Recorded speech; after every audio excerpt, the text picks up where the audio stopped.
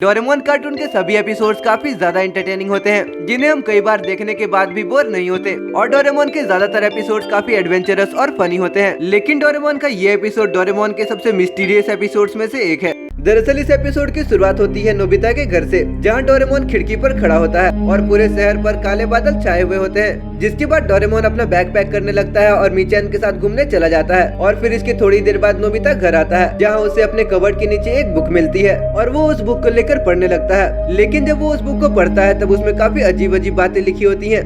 काले आसमान से वो औरत गुस्सा होगी, इस दिन वो गोला खत्म हो जाएगा। जिसे पढ़कर नोबिता काफी डर जाता है और फिर वो डोरेमोन को ढूंढने लगता है, लेकिन काफी ढूंढने के बाद भी उसे डोरेमोन नहीं मिलता। जिसके बाद वो उस बुक को लेकर अपने दोस्तों के पास जाता है, लेकिन उसके दोस्तों को भी उस बुक में लिखा हुआ कुछ भी समझ नहीं आता। लेकिन सुनियो कहता है कि उसने पहले कभी इस बुक को पढ़ा है। जिसके बाद वो सभी लोग अपने अपने घर वापस आ जाते हैं। लेकिन जब नोबिता घर पहुँचता है तब उसकी मॉम अंधेरे में बैठकर न्यूज़पेपर पढ़ रही होती है, जिसे देखकर नोबिता को थोड़ा अजीब तो लगता है, लेकिन वो इसे इग्नोर कर देता है और अपने कमरे में चला जाता है। और वो अभी अपने कमरे में पहुंचा ही होता है कि तभी सुनियो भी दौड़ते भागते हुए उसके घर आता है और वो उसे बताता है कि इस बुक में नॉस्ट्राडेमस की भविष्यवाणियां लिखी हैं, जो कि उन्होंने 400 साल पहले लिखा था। और उस बुक के हिसाब से हमारी दुनिया जल्दी खत्म होने वाली है। और ये सुनकर नोबिता काफी डर जाता है, लेकिन फिर भी वो सुनियो से कहता है कि ये सब बकवास है। जिस पर सुनियो से बोलता है कि तुम खुद ही इस बुक के कोई भी पेज को खोलकर पढ़ लो, तुम्हें खुद ही पता चल जाएगा। जिसके बाद नोबिता पेज नंबर 39 खोलकर पढ़ने लगता है, जिसमें लिखा होता है कि गोरिल्ला चिड़िया छीनेगा एक फॉक्स से। और ये सुनकर सुनियो उसे बताता है कि साल 2014 में एक ऐसा इंसिडेंट हुआ था, जिसमें एक गोरिल्ला जैसे दिखने वाले आदमी ने एक प्लेन को हाईजैक कर लिया था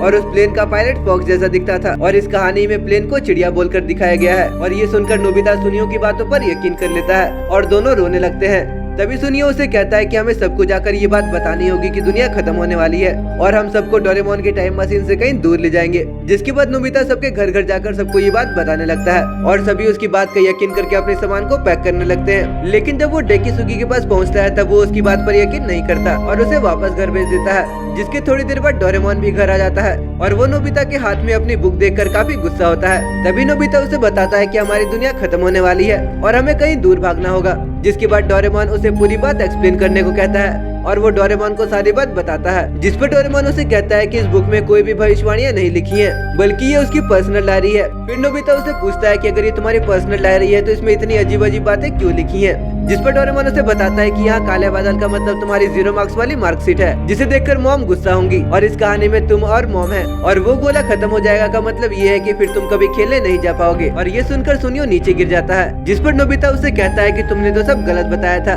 तभी वहाँ उसकी मॉम आ जाती है और वो नोबिता को कहती है कि बाहर तुमसे मिलने कुछ लोग आए हैं। और जैसे ही नोबिता गेट खोलता है वहाँ लोगों की भीड़ लगी होती है और ये वही लोग थे जो दुनिया खत्म होने से पहले दूसरी जगह जाना चाहते थे। और नोबिता उनसे कहता है कि मुझे माफ कीजिए और वहाँ से दौड़कर भागता है और ये एपिसोड यहीं पर खत्म हो जाता है। लेकिन इस एपिसोड में दो बहुत ज्यादा मिस्टीरियस बातें थी। पहला ये कि डोरेमोन ने अपने पर्सनल डायरी में इतनी सिंपल सी बातों को इतने अजीब तरीके से क्यों लिखा था और इसके अलावा भी उसकी डायरी में बहुत सारी अजीब बातें लिखी थी। और दूसरा ये कि नोबिता कॉमिक्स के अलावा कोई दूसरा बुक तो छूता भी नहीं है, फिर उसने उस बुक को पढ़ने की हिम्मत कैसे की। वैसे आपके लाइफ का सबसे एम्बेरेसिंग मोमेंट क्या था? कमेंट सेक्शन में बिना डरे और बिना शर्माए जरूर बताएं।